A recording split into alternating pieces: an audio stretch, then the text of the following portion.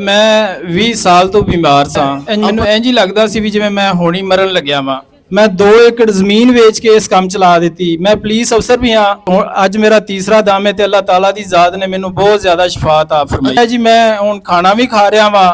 ਮੈਨੂੰ ਉਹ ਜਿਹੜੀ ਗਸ਼ੀ ਜੀ ਉਤਰਦੀ ਸੀ ਉਹ ਗਸ਼ੀ ਵੀ ਨਹੀਂ ਆ ਰਹੀ ਤੇ ਮੈਂ ਚੱਲ ਫਿਰ ਵੀ ਰਿਹਾ ਵਾਂ। ਤੇ ਮੈਂ ਹੁਣ ਆਪਣੇ ਅਫਸਰਾਂ ਨੂੰ ਜਾ ਕੇ ਅਪੀਲ ਵੀ ਕਰ ਦਿੱਤੀ ਹੈ ਕਿ ਮੈਂ ਜੀ ਨੌਕਰੀ ਦੇ ਕਾਬਿਲ ਹੋ ਗਿਆ, ਮੈਨੂੰ ਨੌਕਰੀ ਵੀ ਦਿੱਤੀ ਜਾਏ। ਸੱਲੱਲਾਹੁ ਅਲਾ ਮੁਹੰਮਦ। 0349 144 ਇੰਨਾ ਚੱਕਰ ਮੈਨੂੰ ਆਉਂਦਾ ਸੀ। ਮੇਰੇ ਦਿਲ ਦੀ ਘਬਰਾਹਟ ਬਹੁਤ ਜ਼ਿਆਦਾ ਤੇਜ਼ ਹੋ ਜਾਂਦੀ ਸੀ ਤੇ ਮੇਰੇ ਕੋਲ ਮੈਂ ਚੱਕਰ ਆਉਣ ਦੀ ਵਜ੍ਹਾ ਤੋਂ ਮੈਂ ਬੈਠ ਜਾਂਦਾ ਸਾਂ ਤੇ ਬੈਠਿਆ ਵੀ ਮੈਂ ਇੰਜ ਲੱਗਦਾ ਜੀ ਮੈਂ ਲੇਟਣ ਲੱਗਿਆ ਵਾਂ ਜੀ। ਮੇਰੀ ਜ਼ਿੰਦਗੀ ਦਾ ਖਾਤਮਾ ਹੋਣ ਲੱਗਿਆ।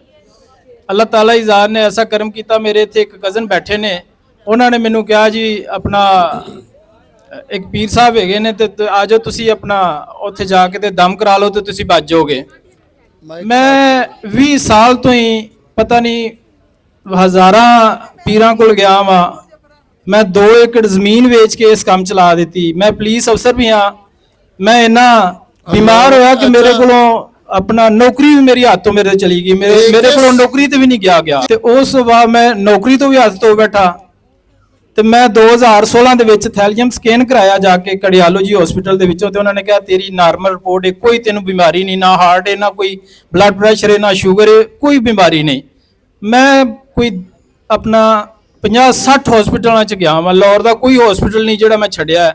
ਮੇਰੇ ਕੋਲ ਇੱਕ ਤੋੜਾ ਰਿਪੋਰਟਾਂ ਦਾ ਮੌਜੂਦ ਹੈ ਤੇ ਸਾਰੀਆਂ ਰਿਪੋਰਟਾਂ ਨੇ ਜਿਹੜੀਆਂ ਉਹਨਾਂ ਦੇ ਵਿੱਚ ਮੇਰੀ ਕੋਈ ਬਿਮਾਰੀ ਨਹੀਂ ਆਈ।